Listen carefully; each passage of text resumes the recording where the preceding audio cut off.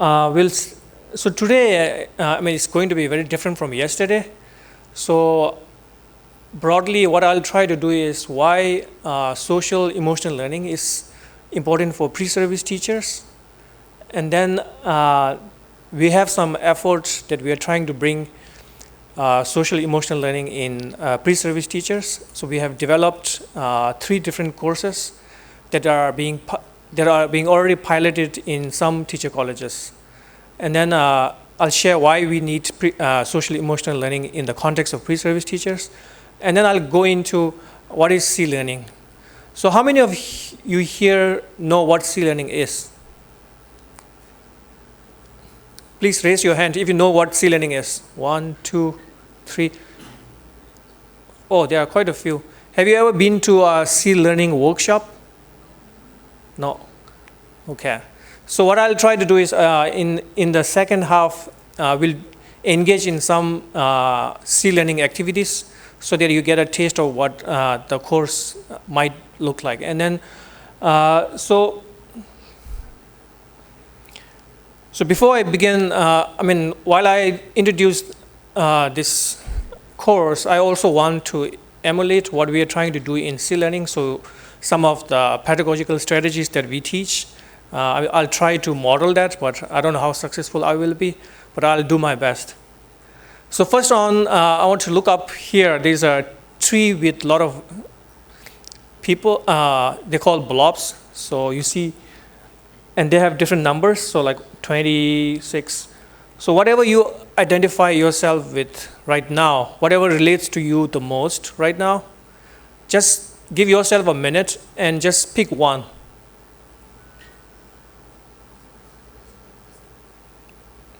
And when you are ready, just raise your hand.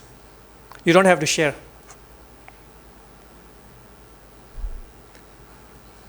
And you might have different reasons. You might pick you might pick 4, but you might have a different reason for picking 4. Okay, if you have picked, just raise your hand and just want to make sure. Okay. Everyone? Okay, I think almost everyone is ready. So, sometimes what we do is this is called check-in. So before you start a class, we want to know how the students are feeling. So that's why we do a quick check-in. And then now, sometimes what we do, we ask to share with one of your neighbors, okay? And then this time we'll do a little bit differently. I would like to ask why you picked the number that you picked, okay? So if anyone is brave enough to go first. Yeah. Can you explain why you picked 1? Oh, so it seems he's having a good time, right? He's enjoying and playing. That's great, actually. This is in the afternoon. It's very hot. I'm a little bit in low energy, so it's great that you feel that way. Anyone else?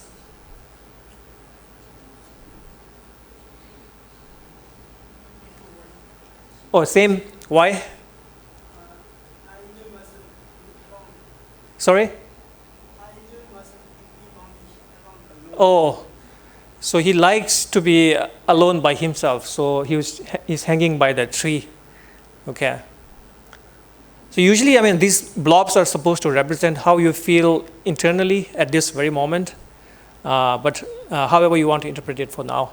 Yeah, maybe 1 or 2 more, and then we'll. Yes. Number 7. Where is number 7? Here. Why did you pick that? You want to hug? So he feel like he wants some company. I don't know. But maybe he didn't find any company, so he just wants to hug a tree. Okay. So it may be good. Someone might want to. I think you have someone sitting next to you, so that's good. Okay. Ma'am, do you want to pick anything? When you have shown this, the first number which clicked to me was 19. 19? Oh, why is that? Why you are high up in the tree? No, not high up in the tree. Like the 19th person is saving 14. Oh, okay. So I feel like it associates with my profession. Oh, so you're trying to save someone from falling down.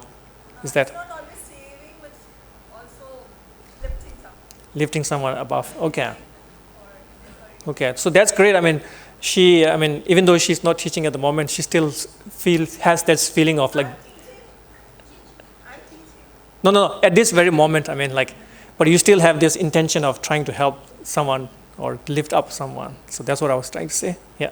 Thank you, ma'am. From that side, I didn't hear anyone from that side. I don't know why. Is it like I see all the men here and all the girls over there? Anyone from there? Number 6? Where is number 6? Okay. Why is that? Okay. Which year are you in? Okay.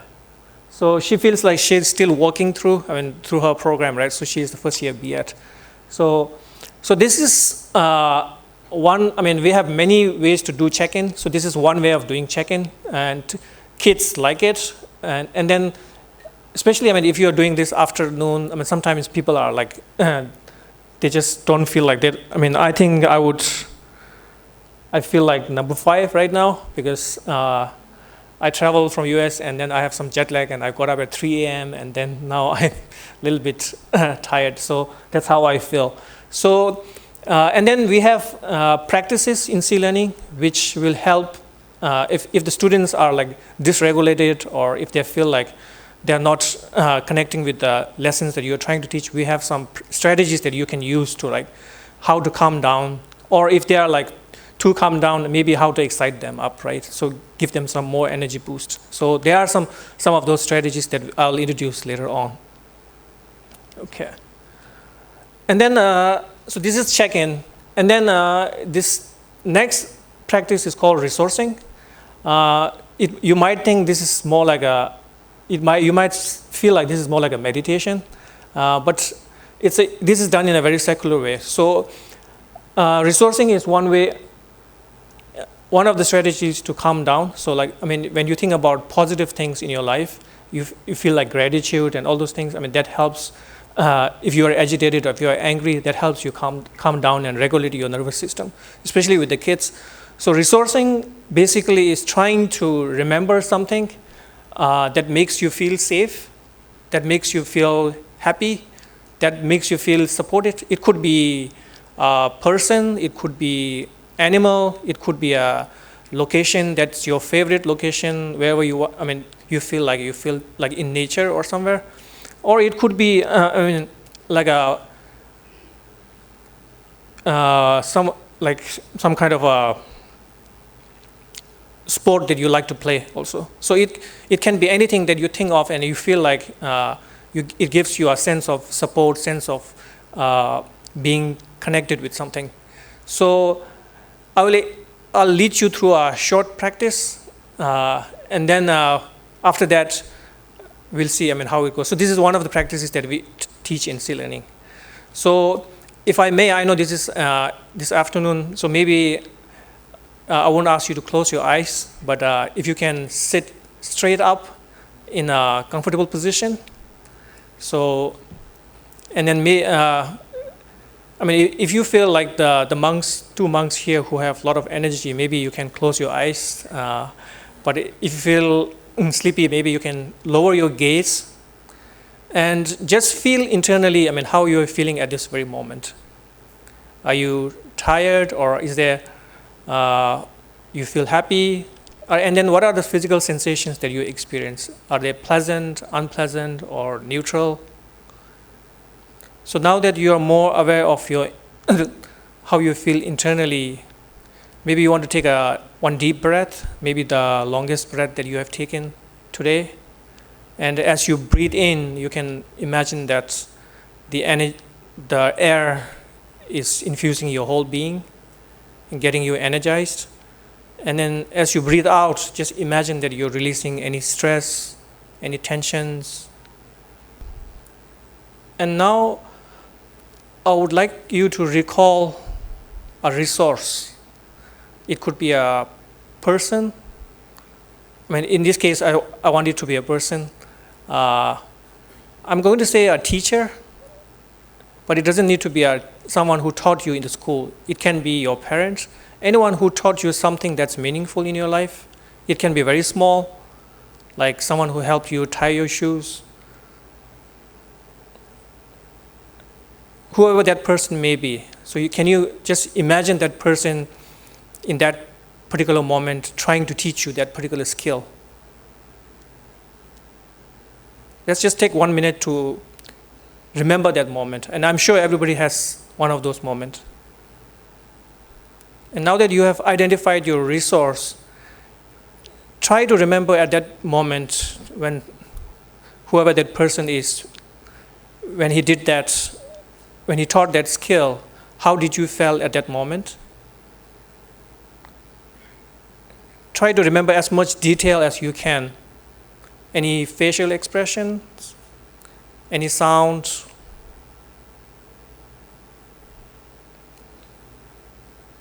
any smell, the place where it might be, the time of the day. Just try to remember as much detail as you can. And as you remember that resource, do you see any shift from the beginning of this practice? Do you see any changes in your sensations? And if you feel pleasant or neutral sensations, maybe you can stay with that sensations for a little bit. And to end, let's remember we have a lot of these moments in our life which we don't recollect. So spending a few minutes every now and then remembering this will help you calm down, or if you are in an agitated state, it can help you calm down. Okay, thank you. So again, I want to maybe at first I would like to talk to your neighbor and just share what that resource was. So who was that individual and what was the skill that individual taught you, and then how was your experience when you actually engaged in this very short practice? Okay, let's so we call this mindful dialogue. So one person will talk for maybe 1 minute and the other person will just listen, not ask any question, and then you switch and then the other person will talk for another 60 seconds, and then we'll come back together. Okay, so I'll give you 1 minute and then you switch. Your turn. So I have to keep going back to the mic because we don't have a wireless mic around here. So I asked Venerable what was her moment, and she shared that it was her science teacher who helped her. They are creating a filter, water filter, doing a water filter project, and her teacher helped her in creating that project. So she remembered that very vividly, and then I asked her, when you remember about that event, how does it feel at this moment? And he said it feels very good to remember that moment. And then another thing that we ask students is like, where do you feel it, right? And then she said she can feel it in her whole body. So what we are trying to do here is, when we have emotions, all these emotions have some physical connections. Any emotions that you feel, especially the positive emotions are kind of more distributed. So like feeling of warmth, which is kind of more like center around here, but it's kind of more distributed. But when you are angry or when you are like stressed, agitated, it's more like in the head, and it's in a very specific region. So that's why we try to help kids understand, first trying to physically identify before their emotions become really strong. What are some physical sensations that they are feeling at that moment? So doing this resourcing practice, you become more aware of your physical sensations. So that's one strategy. And then also, trying to, so right now, Venerable shared one resource, so you can have multiple resources. So what we ask the kids to do is they create like a resource box, they call treasure box. So they create different resources. We do activities every now and then they create those resources. It might be a pet. They draw the picture of the pet and then put it there. So when the kids are kind of sometimes agitated or they are not regulated, we ask them to just go to your resource box and take one and try to remember that. So that's one of the strategies that we use. And it's something that even the adults also, it's very helpful for the adults as well. So before I go on, can you one more share, like, what are the resources from this group?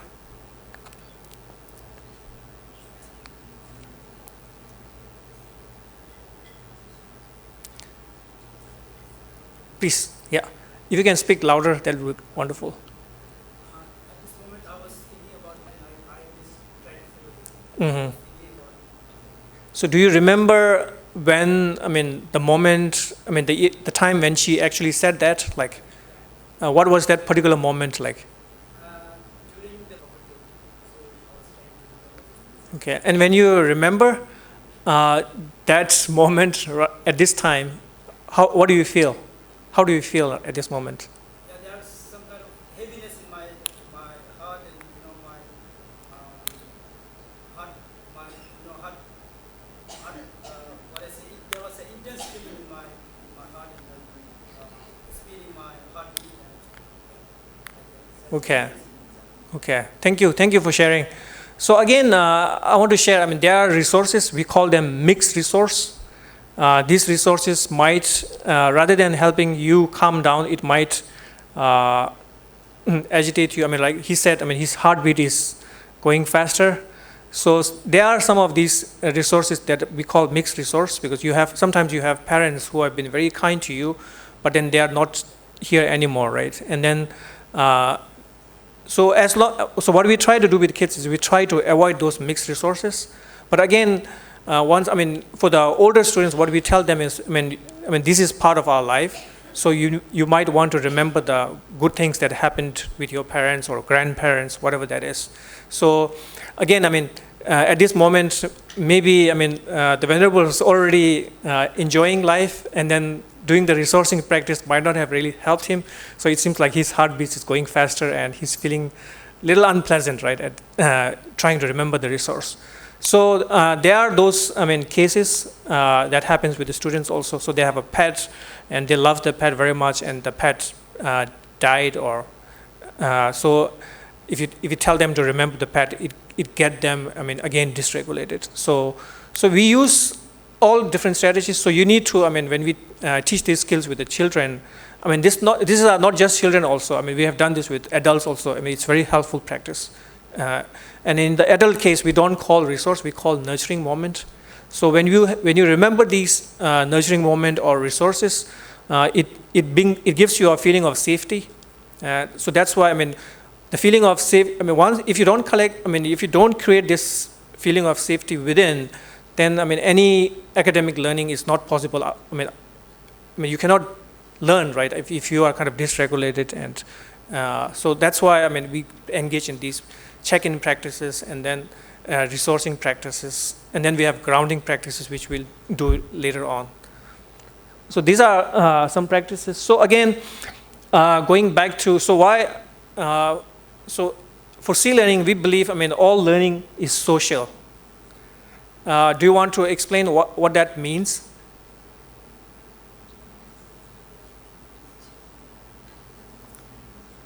Anybody wants to try? Madam? However you understand it, yeah. So all learning is social and going in. Wonderful. I mean, Madam said exactly what I was going to say. So learning is social. I mean, there's a lot of learning theories. So most of, the knowledge that we have accumulated, I mean, it's through a community process, right? So we learn through debate, we learn through quizzes, we learn through talking, and even like, what do you think about reading a book? I mean, you're still interacting with someone's idea, right? Who has written the book, right? So that's why learning is always social, right? So so what that means, I mean, again, I know in your B.Ed classes you might have to do like group works also sometimes. So you need to have this social awareness. So how do you interact in group setting? And then also, I mean, it gives you some kind of like between the teacher and the student. If there's a good relationship, I mean, there's definitely going to be learning happening, right? So if the teacher and the student doesn't really connect, I mean, then learning becomes very artificial after that. And then also, what do you understand by learning is emotional? Yeah, great. Yeah, thank you. Yeah, so that's why, we did the resourcing practice. We want to regulate. That's one aspect. So, we want to be emotionally regulated because we cannot think clearly, right? If our emotion is disturbed, right? That's very, a lot of you are studying Buddhist philosophy, right? So if you are disturbed, you cannot think clearly. So if you're not thinking clearly, definitely you're not going to learn, right? And then emotion here could be very broad also. You need to be motivated to learn. So you need to be connected to the content. You need to be connected to the person who is teaching. You need to be connected to the your peers also, right? So there's a lot of, we are all social animals, and that's how we connect emotionally.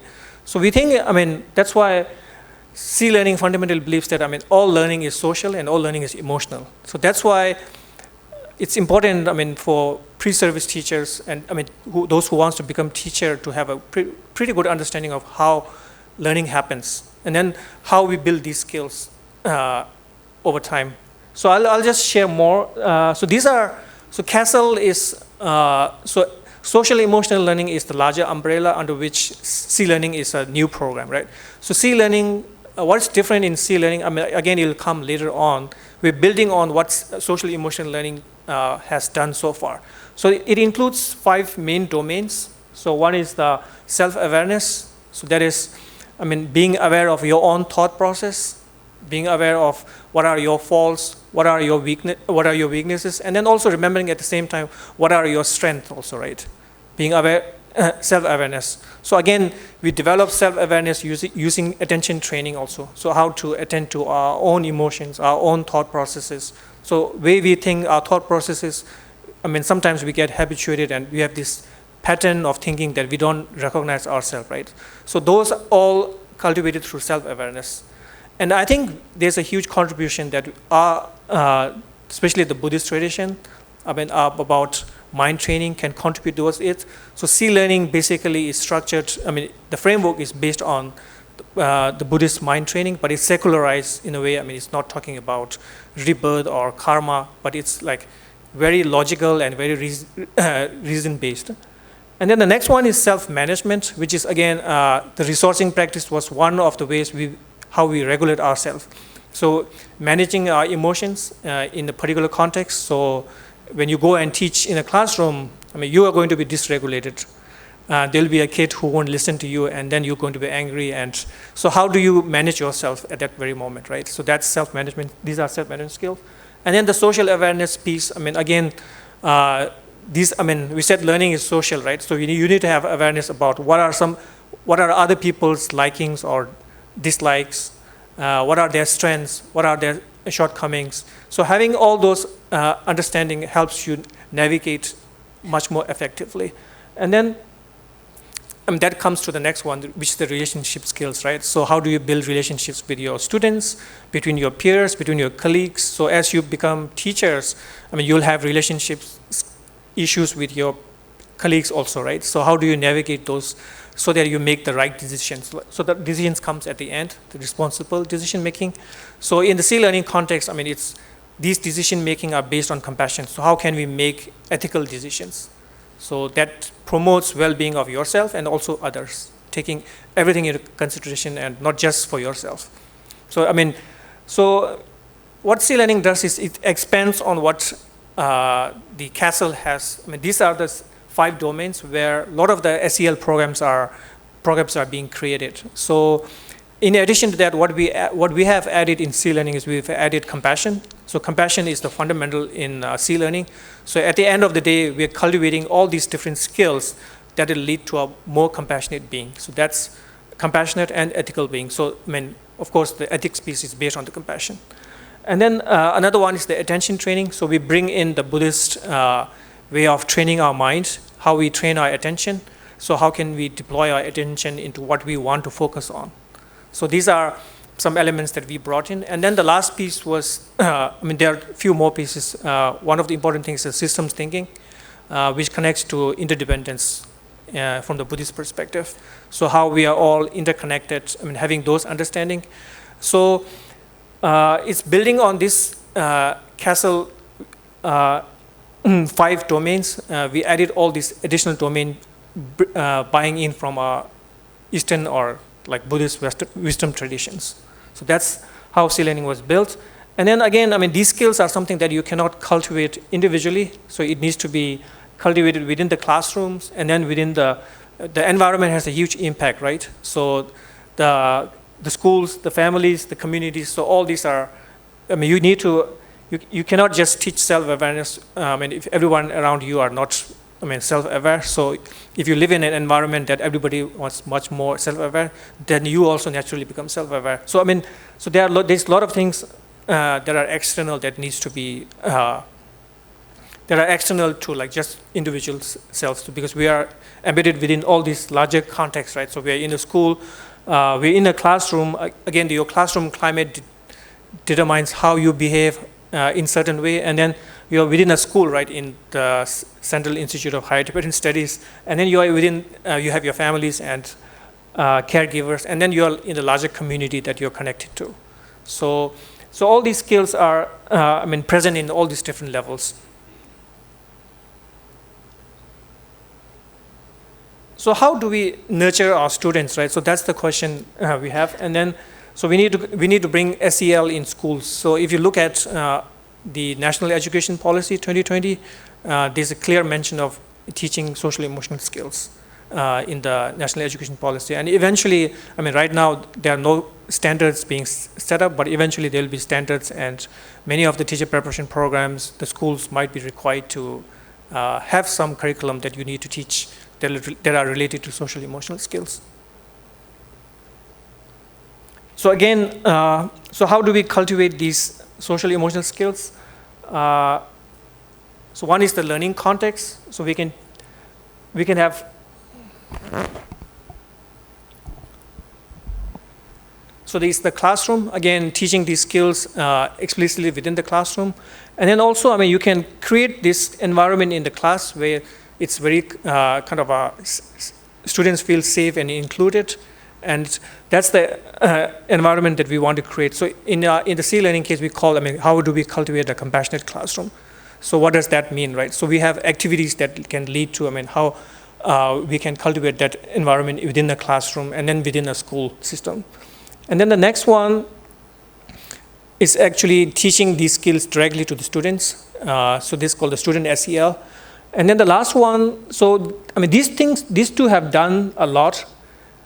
So the last one is the SEL skills of the teachers themselves. So if you have all these three together, then we'll be able to cultivate social emotion skills in the students effectively. So far, I mean, a lot of programs, what they have done is, I mean, they try to do these two, and they have never focused a lot on the teachers' own SEL skills. Because a lot of these SEL skills are something that you cannot teach didactically, like you cannot just teach it on a PowerPoint.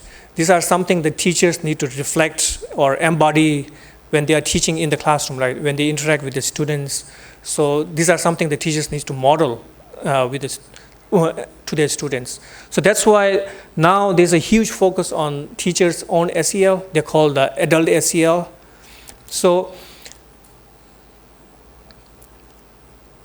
So how can we cultivate adult or teachers' SEL, right? So one is the personal SEL skills of the teacher.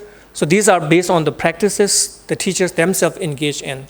So so in the teacher course that we developed, which I'll share after this, focuses a lot on the practices that teachers themselves need to engage in. So it's not just theoretical knowledge that we are giving to the teachers, but also, I mean, embodying these skills themselves, applying it to their own lives first, and then once, I mean, the teachers feel like they are flourishing and their well-being is, I mean, they're doing well, then only they can teach these skills to the students, right? So, and then the next is experience in terms of how to teach these SEL skills using the curriculums that we have. And that will, we think, will lead to teachers who are ready to teach SEL skills. And again, one thing I want to mention is it's not, these SEL skills are something that you can teach in any subjects. So it doesn't need to be a standalone class. It can be taught while you're doing math, while you're teaching language, while you're teaching history. I mean, if you have a very good grasp of, I mean, what this is, I mean, you don't need to teach the whole class, right? You can teach for like 5 minutes, engage in some practices, and whatever lessons or contents that you're delivering, you can integrate these SEL skills into your teaching. So here, this is a model that Kim Schonerich, she's the one who advisor to our program. So this is a model that creates, I mean, if you want to have students who are socially, emotionally, and academically doing well, you need to have healthy classrooms, basically saying inclusive and compassionate classrooms here. And in order to have that, then you'd have effective classroom management skills. There should be a good teacher-student relationship, and then some level of teaching of SEL skills explicitly. And although of these three require, I mean, the teacher's own SEL skills, right? So the teacher SEL skills becomes first. So that's why. So a lot of times what happens, I mean, because they learn the importance of SEL's social emotional skills in the teachers, it's being delivered as a part of a professional development for the teachers who are already teaching. And during that period, it's usually like 1 or 2 days of professional development, and they don't get enough time to embody these skills, embody these SEL skills. So why should we focus on SEL skills of the pre-service teachers, right? So if we can do that, I mean, it improves their teaching practices. When you are more self-aware, I mean, metacognition is something very important, right? How you're doing, I mean, how you're teaching if you can think about your own teaching, I mean, then you can improve your own teaching, right? So they become much better at teaching, and then they are also able to deal with like difficult situations in the classrooms, right? So if you have challenges in the classroom, I mean, then you can find a more positive way of reacting in a classroom setting. So, and then, of course, I mean, the teacher-student relationship also gets better over that. So and then also there's overall indication that teachers who have very good SEL skills, they feel less stressed during their job. So they have done research with teachers who are doing professionally very well. And a lot of those teachers have a very high SEL skills, or I mean, sometimes they call it emotional intelligence, however you want to call this. And then they reward better health. And again, I mean, I don't know in the context of India, but in the Western context, I mean, the teacher attrition rate is very high. So every new teacher that enter the teaching job, they live in the like 50% live in the next 3 years. So it's a huge cost in terms of a policy, like a national policy. Like you have to, I mean, you trained all these teachers for 4 years, and then they'll teach for 3 years, and then they'll leave, and then there's a shortage of teacher workforce now. So that's why, I mean, economically, it's very important to teach these skills. So again here, I mean, in the teacher preparation programs, so that's what we hypothesize, that to bringing SEL skills early on when the teachers are planning to become a teacher, right, during their pre-service years, if they can teach these skills, it'll be much better. And then they are more likely to be more effective. I mean, job satisfaction, and then also they are less likely to leave the profession. So some of the reasons, I mean, preparations predict skills, beliefs, attitudes. These are connected to like, what is your motivation for becoming a teacher, right? Is it to help others? A lot of teachers who enter the teaching profession, they come with a very altruistic motivation. But when they enter the actual profession, it's very stressful, right? You have to deal with many students, and then teachers, and then you have to teach the content, and then there are administrators. So they are not able to deal with all the daily stresses of the teaching job. So that's why they leave the job, right? So if you have these SEL skills early on, then you are very clear about what is your goal in your life. Do you really want to engage in this profession? And if you have a very clear understanding of what is most meaningful for you to do in this life, and then you can definitely take on any challenges, right, after that. So that's why we think, I mean, it's less likely for the teachers to leave the profession if you have these skills early on. So, and then in this study, they looked at, I mean, how many of teachers they have SEL skills. I mean, they took SEL classes. So it seems 30% of the principal have received some level of social emotional learning in their pre-service education, and only 16% have received SEL skill instruction in the pre-service years. And then most of the SEL skills are delivered during the in-service years. So I told you earlier, I mean, during the professional developments, the in-service teachers engage in. So 66% of the principals and 53% of the teachers. And one of the challenge with in-service teachers is they don't have enough time because they have to learn the content. I mean, they have like a lot of other professional developments that they have to do. And then in addition to that, they have to do the social emotional learning. And this is a research, research that was conducted, and it showed that 80% of the teachers, they think these skills would be helpful if this could be delivered during the pre-service years. Yeah, and then 28% of who received the training, they learned, how you can adapt. If you can do this in the pre-service years, you can learn how to adapt or integrate SEL skills into in different content areas. And then again, I mentioned earlier with job satisfaction and well-being, it shows it's positively related to teachers' well-being also. So in this study here, they looked at all the teacher preparation programs in the US. Not all. They tried to gather all the syllabus of teacher preparation programs in the US. There are a total of 304 in this sample. So they looked at all the syllabus of the teacher preparation programs.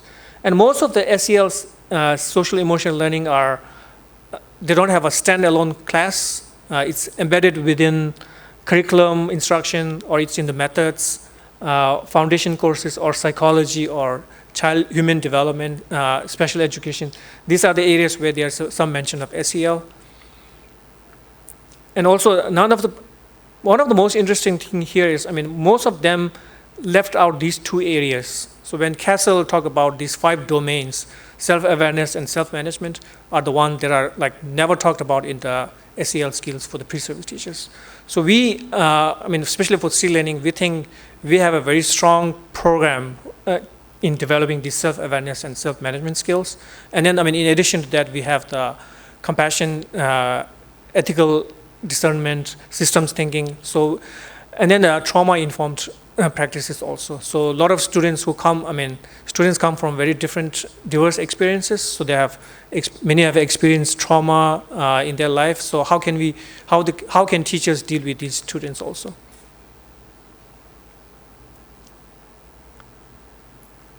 So these are, I'm trying to give you about why SEL needs to be in the SEL programs, right? And again, there are some policy level needs. So there's a growing in the US also, all the states in the US, they require there are SEL standards, and then also all the teacher preparation programs now have SEL standards also. So they need to teach all these SEL skills, but they don't have. So far, there's not many curriculums out there for teachers for developing teachers SEL skills. So in the India's National Education Policy, Article 5.3, 13 and 14, it lays out the role that the principals and the teachers must develop a caring and inclusive culture at the schools with special focus on social emotional learning. So that's from the National Education Policy.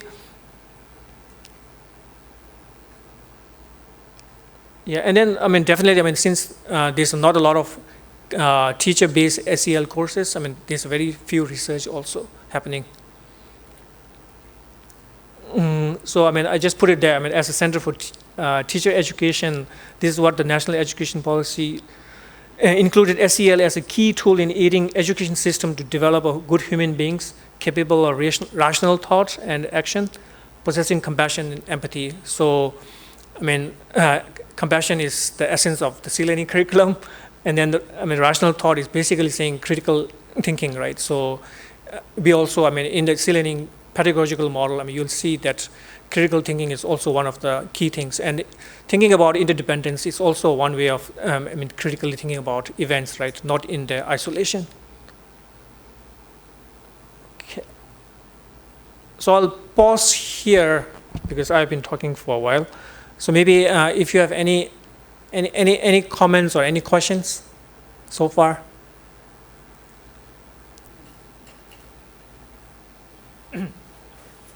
Yeah, very good question. I think I can. So initially, when we started the program, the C-Learning was called the Secular Ethics in Education. Initially, when we started it, when we first started creating the curriculum, and His Holiness the Dalai Lama asked Emory University to create a curriculum for students, how to bring. How to basically, His Holiness, many of you are already aware of His Holiness 4 commitments. So the first commitment was, promoting basic human values, which is compassion, forgiveness, all those things. So how can we, he asked our center to create a program for students, right? So at that time, it was called the Secular Ethics in Education.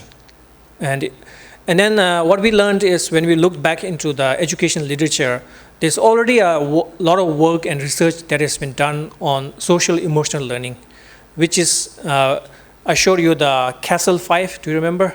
So those are the 5 domains that Castle is trying to, those are the 5 domains under which a lot of the SEL, social emotional learning programs are developing their curriculums. So our program, we thought, since there's already existing literature and we are going into education, rather than calling it secular ethics in education, which might be because there's already a literature base there, right? So we changed the name of the program to social, emotional, and ethical learning. So we are still under the larger umbrella of social emotional learning, but again, we advanced the field of social emotional learning by bringing in contemplative practices. So again, attention training, compassion, ethical discernment, and then systems, the interdependence. So all these additional elements that we bring into the social, there are a lot of gaps within the social emotional learning, right? So we try to bring all those things into the SEL. So we call often some of the Daniel Goleman, I don't know whether you have heard about him. He's one of our advisors. He also wrote the book called Emotional Intelligence, which has become a very famous book. And he has engaged in dialogue with His Holiness for a long time. So he called our program SEL 2.0. So, there's already a lot of SEL programs out there, but ours is the next level, if I may, right? So we have. Especially because we have attention training, which is not there in previous SEL programs. And we have training of compassion, which is, because when you look at the 5 domains, it never talks about compassion. So we think compassion is the basis for ethics. So compassion is taught in our curriculum, one of the core components. And then there's systems thinking also, and then the trauma-informed practices. So that's why we are advancing the field of SEL. So that's why it's called SEL 2.0. Yeah. Is that clear? Anyone else? Any question? What is metacognition? So it's being able to, it's thinking about your thinking, actually. So being able to, meta means higher, right? So we all thinking, we all have thoughts, but we are never aware of our own thoughts, right? So being kind of going outside and thinking, looking at how we are thinking. The begin Anglola Kalawi na Shishin in Yamare. she신 do re shesin chara chewa do ra ho ta kandar metacognition it's metacognition is a very important skill. I mean, if you want to develop your own personally, right, you need to reflect on what is your current thought processes, what are your current shortcomings, and in order to do all those things, you need to have metacognition. Normally, I mean, cognition is, I mean, how you perceive things, right? So that's your direct, I mean, how you're perceiving things. But metacognition is thinking about your own thinking.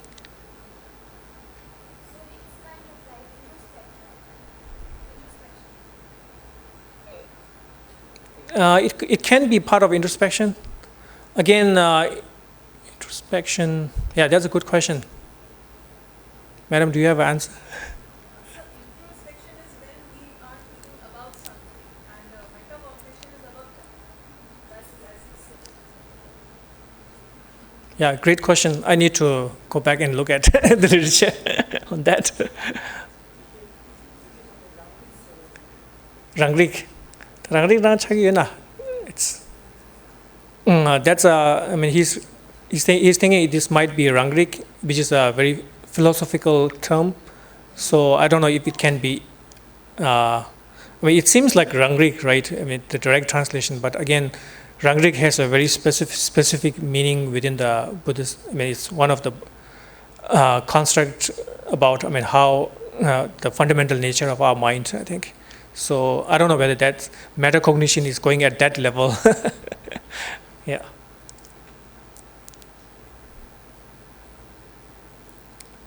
Okay. So I think just to maybe we'll do an activity. I want to pause here because I don't know. Can we make a circle? Can we all stand up and make a circle? Yeah, just around here we can make a circle, like a big circle.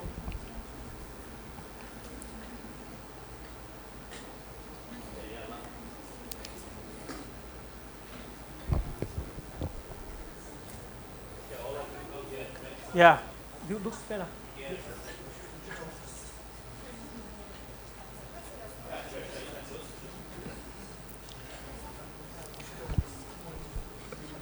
Break the nyam to the Okay, come forward. We'll make a circle around here. No, it's not. This is not going to be a circle dance.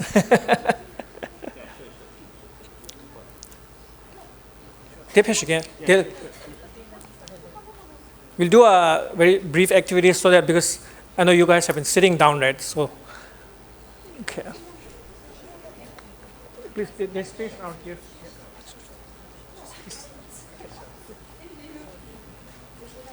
Okay. Okay. So, maybe okay. So this is called a step in and step out activity. Anyone has done this? Yes. You have done this before? Who else has done this before? No one, right? Okay. Okay. So what will happen is, I mean, so those who are next to the sofa, maybe you want to take a step back so that when you step in, you have a space in front.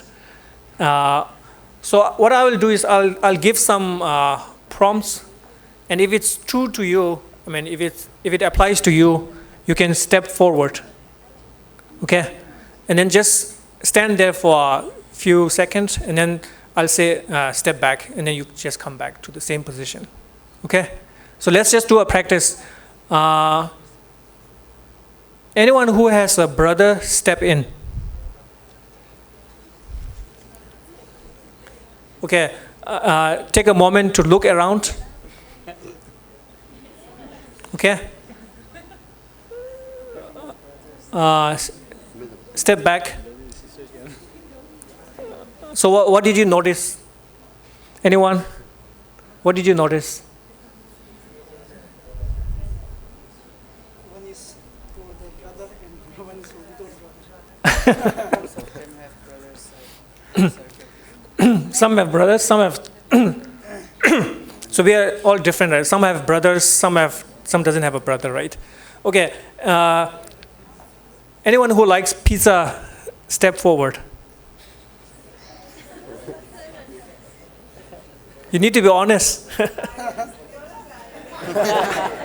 Okay, there'll be a pizza after this. So you guys are not going to have pizza. Okay, step back.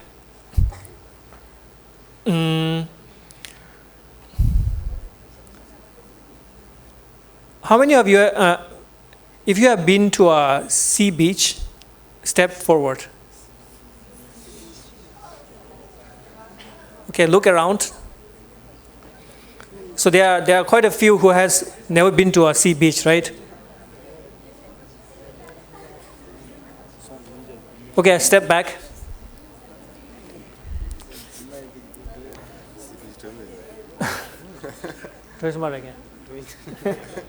Some of them have been, but they are not stepping forward. So, okay.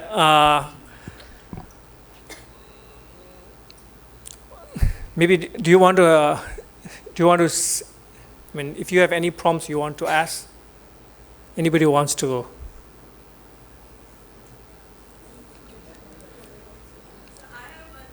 Yeah, please. Those who have never failed in any semester.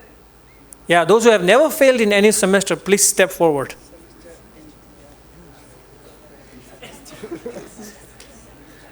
Okay. Okay, look around. Yeah, step back. If you have never been angry, please step forward. There's no one, right? So we all have been angry, right? At some point or the other.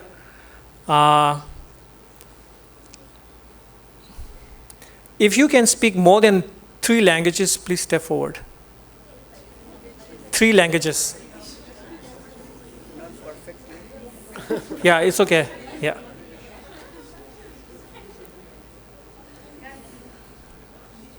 Okay, step back.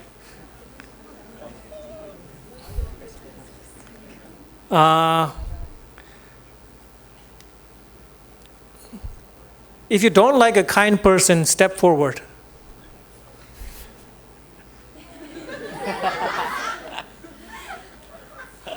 So step forward, Cherwa.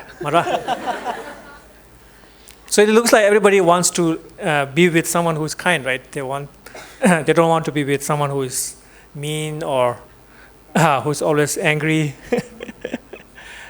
Okay, so we do this activity with the kids. It's called step in, step out. So this helps in the classroom setting to understand. I mean, we all have very different experiences.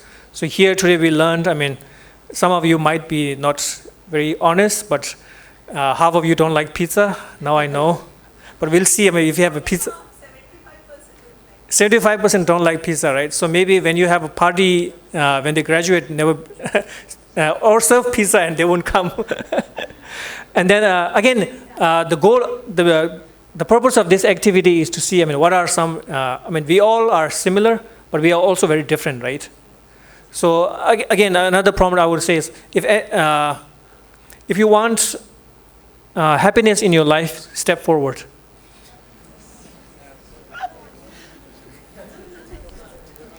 Yeah, I know there are some who are not stepping forward.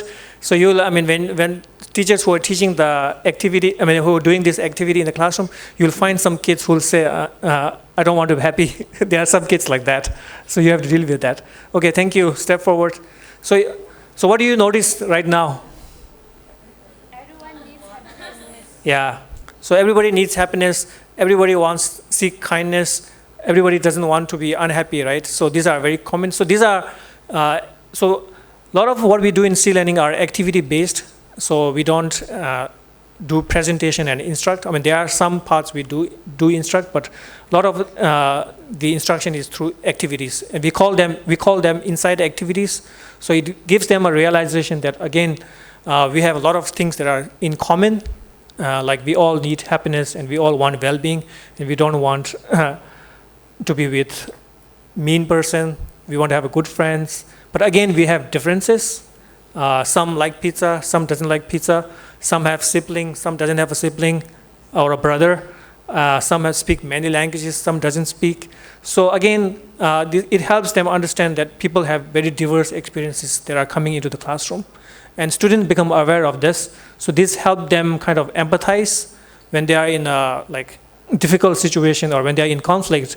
It helps them, give them a broader perspective of someone is not just who they are. You see, now I know at least some of you, what experience, you have a brother, you speak multiple languages, so things like that. So it helps you learn, increase your awareness, right, about, or the social awareness, we can say. We talk about social awareness. So it increases your social awareness within the classroom. So that's one activity. Okay, thank you. Let's go back. Yeah, thank you for engaging it. Okay. So I won't go into detail.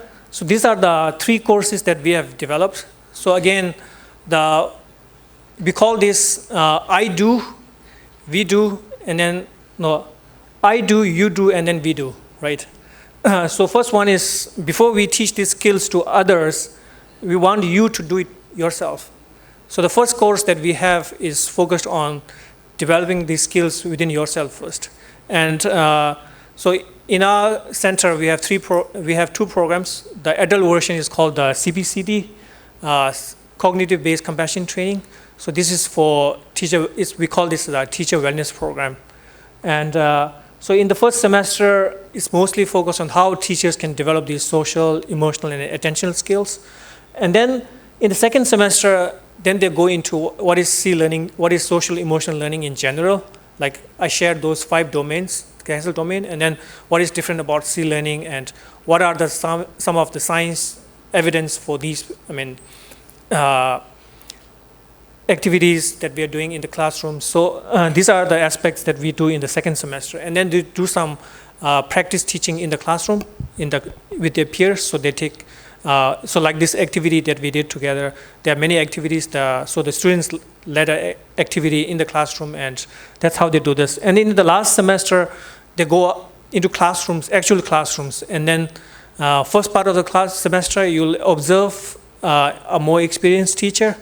And then, again, more experience doesn't mean, they are like socially, emotionally effective. Some of them might not be. So you're just observing them in the classroom setting and see what are some of the social, emotional aspects that you can observe. And then the second part of the semester is more about you actually teaching some of these lessons in the classroom. So we feel, first you do it, then we do it. First I do, then you do, and then we do kind of like together. So that's the logic model that we base this curriculum on. And currently we piloted this in Mexico, in one teacher college in 23 actually. And this last year we implemented in now 9 teacher colleges. So it's reaching about 500 pre-service teachers. So here are some pictures.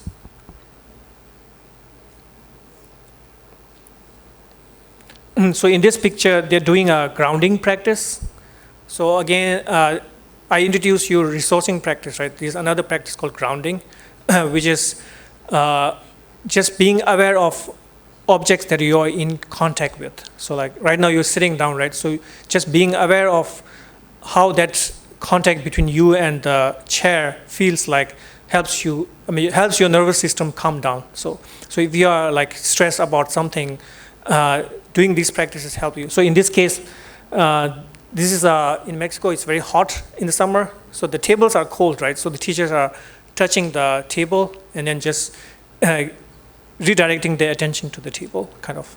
So, and then here, this is an activity they're doing about how trauma can shape how our brains develops. These are activities. So this is the activity from a second semester that they were doing. Okay. And then at the end of the second semester, they did a emotion fair. So they created these stations, and then students from elementary and middle school, they came and walked through different stations. So they so there are different stations around here. Some of them are about, so I think this is about emotions. So you see like different emoticons here that they have created. And then they have created like stories. And so again, it's a interesting model that we want to bring into different countries. So we were quite successful in Mexico. In one state, all the teacher colleges are now implementing this course. And then eventually we're planning to bring it into other states within Mexico. And in the fall, we're bringing this in Taiwan also.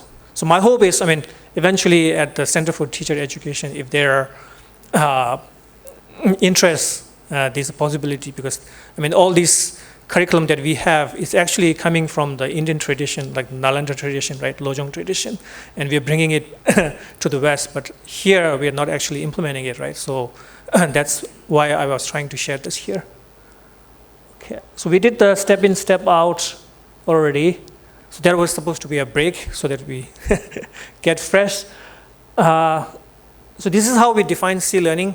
So CASEL is the one who kind of oversees, not oversee actually, they are the one who kind of give, there are different SEL programs in the US, right? There are like thousands of programs. So they gave this CASEL Select program status to only programs that have evidence base, that has a research basis. So last year we applied for that, and the C-learning is now, I think there are about 100 evidence-based SEL programs. So C-learning is recognized as one of the evidence-based curriculum. So what that means is actually if you go into a state teacher preparation program or state or schools in particular state, they'll ask, do you have a CASEL select status or not? So that's why, we went through this process and we got that certification. So now we are planning to bring C-learning into many states within the US. So far, we have, internationally, we have been quite successful. We have been implementing in about 50 countries, over 50 countries so far. And within India, we are implementing through two organizations in India in about 15, 17 states. Also recently we started in Himachal and Ladakh. So Ladakh and Himachal, they are done through the Piramal Foundation. These are the chapters. We have early elementary, late elementary, middle school, and in this September we're going to launch what is called the C-Learning Play, which is the early childhood program. So again, if you look back at the national education policy, now preschools are considered very critical for education. So age 3 to 5 band, so we have a curriculum for that as well. So if you look at these are the chapters that we have. So in all these textbooks, it goes through these 7 chapters, and then there's a project at the end. And then it goes in more in-depth as you advance through the class. So the first one is called the Creating Compassionate Classroom. So this is kind of like a foundation for like all these, the remainder of the chapter. And then the second chapter is called Building Resilience. If we have time, I thought I'll quickly go through that. And then the next one is Strengthening Awareness and Attention. So in this building resilience is mostly body-based resilience skills. So like how, like grounding, just now what we did, how we can use body-based sensations to regulate our nervous system. So those are, and these are very effective with kids, especially with young kids, but also with the adults also we've seen these skills very useful. And then the next one is attention training and self-awareness. So again, the meta-cognition that we're talking about, and then also how we can, nowadays we are all distracted, right, with phone. Even I'm distracted also with social media and all. So how can we bring our attention to where we want it to be, right? How can we deploy our attention successfully? So, and then maintain our focus on that object. So there are attention training activities here. And then the next one is navigating emotions. So what are different types of emotions? So students will be learning a lot of different vocabularies of emotions. So able to distinguish between, not just saying I'm angry, but like there are different, you're angry for different reasons, like, so using different emotion words. So we call this the emotional literacy. And this one we call the body literacy. So like using body sensations to regulate yourself. And then here is trying to understand emotions and how emotions are created. And again, if I have time, I'm going to walk through a quick activity of both of these. And then the next one is self-compassion here. We do self-compassion. It's called learning from and about one another. And then it goes to compassion for others, and then how we are all in this together, which is the systems thinking, the interdependence thinking. So overall, all these skills, we hope leads to developing the skill in, becoming more compassionate individuals. So that's the curriculum that we have. These are our advisors. That's the Daniel Goldman. He's one of our advisor who created, when we first created the curriculum. So all these are different SEL programs. So C-Learning, has a lot of the trauma-informed practices. A lot of the restorative practices also are within C-Learning. And then also, obviously, it applies to all the 5 domains of CASTLE. So I think I've already talked through this. What is different about C-Learning, right? I already mentioned to this earlier. So, have anyone seen this before? So this is C-Learning is curriculum also. It's also a framework. So the pre-service teacher program that we develop is developed based on this framework. But the curriculum is slightly different because they are adults. So we have the kids, the student version we already have. So pre-service we are currently being piloted, right? So this is the framework. So this is, so the key competencies that we are trying to cultivate are awareness, compassion, and engagement. So one way to think about this is like the head, heart, and the hand. So we're just actually doing it yourself, right? So, and then these are cultivated in 3 domains. So one is the personal, then the social, and then at the systems level. So at the personal level, it's cultivating attention and self-awareness. And the compassion in the personal level is cultivating self-compassion. So yesterday I talked a little bit about self-compassion. Self-compassion is critical because before you start to take care of others, I think you need to be, able to take care of yourself. So it's not that you're being selfish here, right? It's trying to, you need to have some internal resource to be helpful to others. So that's the self-compassion. And then the self-regulation is how you can regulate your own emotions. So when you are in, and then also not just regulating negative emotions, but again, when you have positive emotions, how you can kind of build on those positive emotions as well. And then the social component is building interpersonal awareness. At the compassion level is how you can build compassion for others. So it's not that you need to be kind to others, but it's based on why we need to be kind to others. So how we are kind of connected. Again, this is not like all these domains are interrelated, so they're all connected. So when we are doing the step in and step out, we are doing a little bit of understanding common humanity, like we all are like very similar, but also slightly different. So based on that, we develop like kind of tenderness towards others, and that's why we feel compassion towards others. So this is, there's a whole manual we have. It's called Companion that goes through the framework. Why we have this framework put together, and it's a pretty comprehensive framework. It's free. Again, another key thing is this whole curriculum is free. So it's available on our website, and you can read yourself.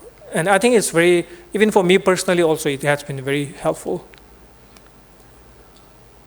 Okay, I'll skip this. I think. So yeah, also let me see.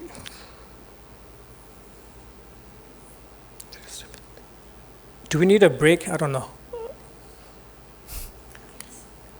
Break? Do you want a break? Yeah, let's do. Come back at 4 or 5. Is that okay? And then we have 25 minutes. But I hope you won't disappear. Yeah, so let's take a break until 4 or 5. You have 7 minutes. We'll be doing some activity. Some activities will be engaging, so it won't be boring. Just me talking, yeah.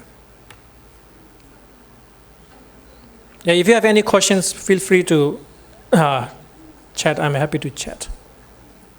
Actually, this was the first time when I'm listening something about C learning. Actually, I myself is trying to study about C learning for very long, and I have tried also to write a short article on C learning. I have just checked from Bhavana ma'am, and she corrected and modified all the way. So I'm very happy to have this opportunity to listen and a scholar from you. So I understood whole curriculum of C learning, and also the different. I was very confusing on the CEL, the two different systems. So today I got a clear information, clear image of those two things, and also there's a framework about 3 dimensions, and this was also very complicated for me to understand all.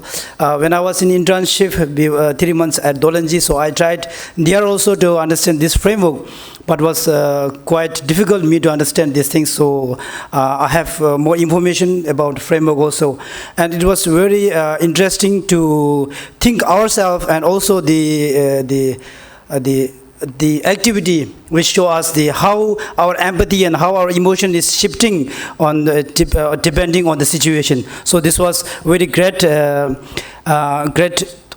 class, or I can say class, or great lesson for us. So I'm very thankful to have you. Thank you. Yeah, thank you.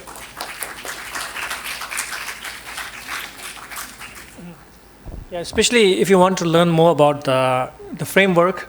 One of my colleagues, he has recorded a whole series of video about the framework and every lesson that we have in our curriculum. And it's on the Department of Education, CTA, Department of Education, Tibet TV website.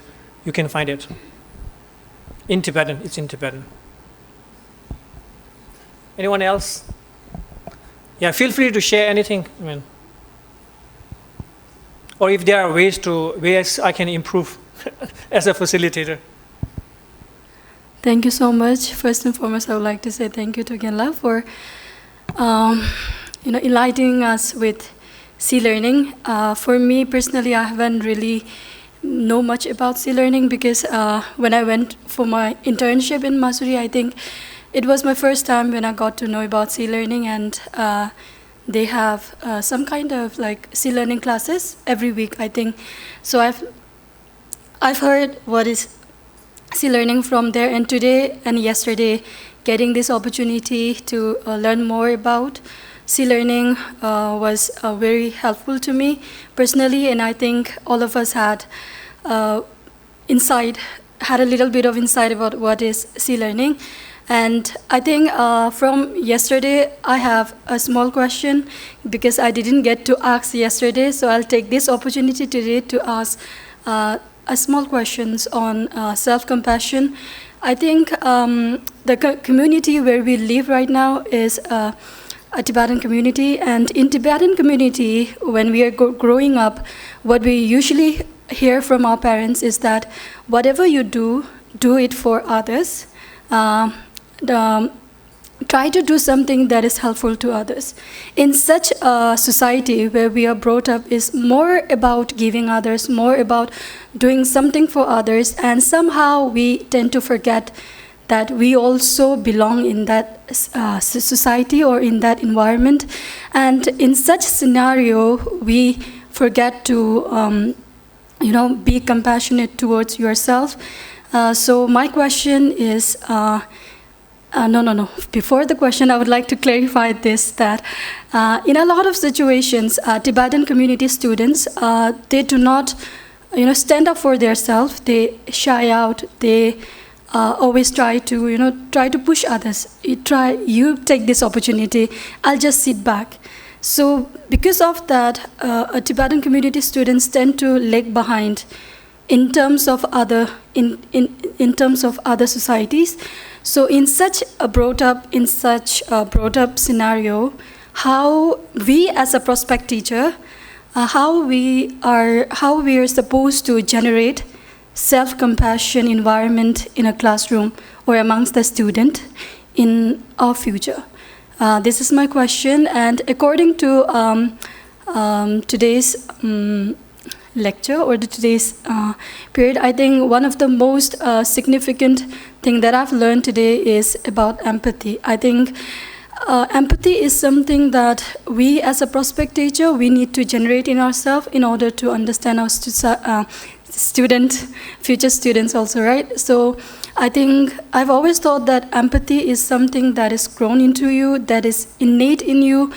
You only need to, generate it with situation. But today, I think what clarified me something is that empathy can be changed according to this situation. So I think this is a new concept to me, and which I'll try to understand more in future. So thank you so much, Kenla, and yeah, thank you for the opportunity. Yeah, great questions. Thank you. Ming Karel, say. Thank you, Chanzumla. So there were a couple of questions with regards to self-compassion, which is understandable because I also grew up in a Tibetan community. I studied in TCV schools, where the school motto was others before self. And when I have led this workshop in other places, some individuals have come forward and said, maybe that wasn't the best setup because they are not able to take care of themselves. So I don't see there's a there's a conflict between having compassion for others and having compassion for oneself. It's because the motivation here, when we talk about self-compassion, it's not that you need to be prioritizing your own needs first. It's more about you need to take care of yourself so that you can take care of others. Right. So when we talk about self-compassion, we give example of like when you fly the aeroplane. They said, before you put the mask on yourself, put for the kids first, right? Before you put the mask on the kids, put on yourself first. So that's what basically self-compassion. In a very simplistic way, that's how I'm understanding self-compassion. It's not that you want to focus everything about your own well-being, your own gratification. It's more about re-energizing yourself so that you have a full of resource that you can eventually help others, right? And then with greater self-compassion, this greater self-awareness about your own weaknesses, your own strengths, and I think having those understanding also makes you more confident. Also, that's how I believe, and I don't have the evidence now that teaching these skills will lead to more self-confidence, but I think, if we can, even when we look at the Tibetan education policy, it's the goal of education is to like awaken our individual capacity, right? So I think we are not doing that. Rather than that, we are, I think it's a very inspiring to have this like others before self, that's great, but I think we need to, it doesn't mean we have to get rid of that and focus on ourselves only. It's only that, by focusing on taking care of ourselves first, then we can take care of others. So, and with regards to empathy, again, empathy, the psychologists, the scientists, they don't agree on a definition of empathy.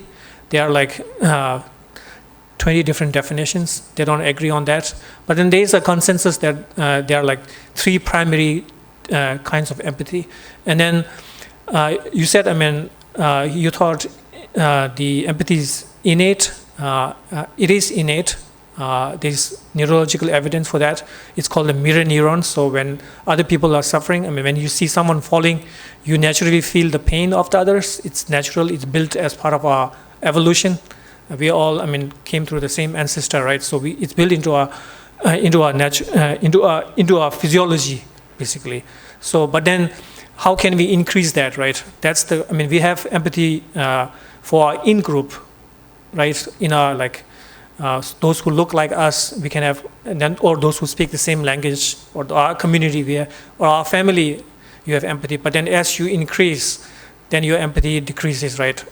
So. What we try to do with sea learning is, as we gain this larger understanding of interdependence and how our emotions are being produced, we are able to expand that compassion towards others, empathy towards others. So that's how we're thinking about it. So again, I would recommend this. It's called a book called War on Kindness. Kindness. Jamil, I think it's War on Kindness. I think. No, that's a War on Empathy, sorry. Let me look at back. There's one book on empathy which is really, really very good about it. Yeah. Sorry, I have a long response for that. Okay, last thoughts, and then I'll wrap up. One last one. No, I mean, I intentionally came here because I thought, I mean, what sea learning is basically the product of the rich Indian, Indo-Tibetan Buddhist culture. So that's where the DNA of sea learning is. And I feel it sometimes like we are not, I mean, our own communities are not actually appropriating or, I mean, have those understandings. So, I mean, my intention was, I mean, if you can bring this here, I mean, this is something, I mean, His Holiness also believes that can contribute towards the world, right? And that's why he wants to bring, how can we cultivate these basic human values through education, right? And I think Preservice is, I mean, you are all going to impact a lot of kids because each of you are going to teach many kids each year, and this is going to have a multiple impact. So that's why I feel bringing this work of social emotional learning, or however you want to call this, at the end of the day is like, how can we produce individuals who are more compassionate and more ethical, right? And that's the larger goal. And then it's not because we want to promote certain program, it's more about whether this is benefiting yourself or not. So, I mean, my experience so far have been wonderful. I think when I look around here, it seems everybody seems to be connecting with what I'm delivering. So that's what really inspires me. And I hope, I mean, eventually, I mean, it's, you don't need to adopt sea learning, but these elements comes into your curriculum and you can bring it into your own practice. Yeah. Good evening to all of you, and I just want to say something regarding your curriculum. As Sir has mentioned in his slides about National Education Policy 2020. Okay? And he said that in National Education Policy, lots of emphasis is being given towards sea learning. Thank you so much, sir, for bringing this particular aspect in this session. Because for your information, those who are sitting over here, I would like to draw your attention towards the curriculum which has been drawn. Curriculum Framework for School 2022, Curriculum Framework for Middle School 2023. In that, for teachers and for school, in upcoming school where NEP is implemented, it is very important that all the learning objectives should be based on sea learning. If you go through that National Framework Curriculum 2022 and 2023 for middle school and for senior school, you will find in all the subjects, the learning outcomes are based on your sea learning. So I'm very grateful to you, sir, and glad that you have opened up this topic, because they all are going to be a teacher, and when they are going to deal with the subjects and in school students, it is very important to inculcate social well-being and emotional well-being among students, because nowadays it is more of emotional well-being. As I also talk with them about emotional quotient in their class, more than IQ, your EQ and SQ is more important these days. So that is why all the documents are having this. And sir, I will really be grateful if in future also you will be connected with the students. And thank you, sir, for a wonderful session. Lots of insight, I think, this future teachers might have drawn from your session about social and emotional learning, what it is all about. So thank you, and thank you for all the students who stayed back for the last minute, and they're so patient. It also shows their emotional quotient, how much they are connected with it. Okay, thank you, sir.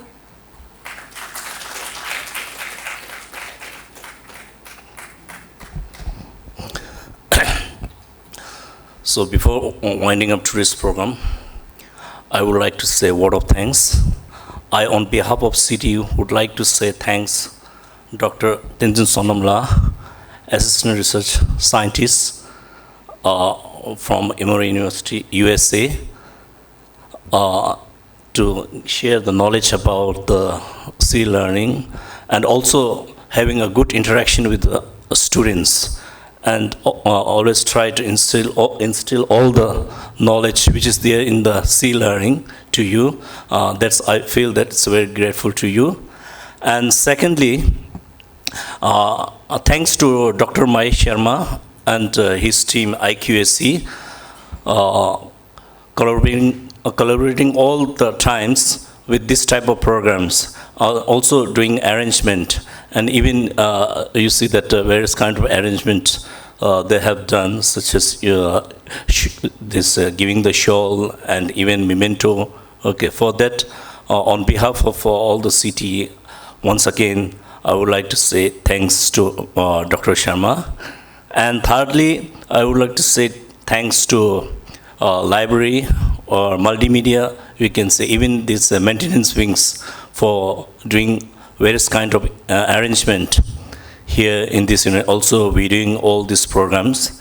And last but not the least, and all the audience of students, they are listening very carefully. They were listening very carefully and also interacting and active, not only passively, I can say, actively listening about the C-learning. And with this, we would end up this program. Thank you once and all.